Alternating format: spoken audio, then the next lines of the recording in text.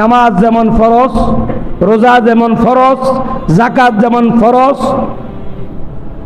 হজ যেমন ফরজ, আল্লাহ এবং রসুলের প্রতি ঈমান আনা যেমন ফরজ, মা বাবার প্রতি মহব্বত রাখা, তাদের প্রতি সুসম্পর্ক রাখা, তাদেরকে ভরণ পোষণ করা, তাদের দায়িত্ব পালন করা, এটাও প্রত্যেক মুসলমানের জন্য ফরজ।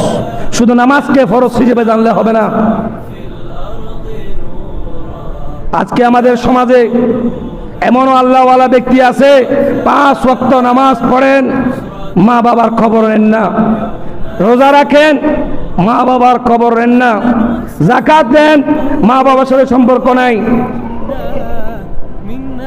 ইবাদতের কমতি নাই, মূল ইবাদতের ঘাটতি আছে।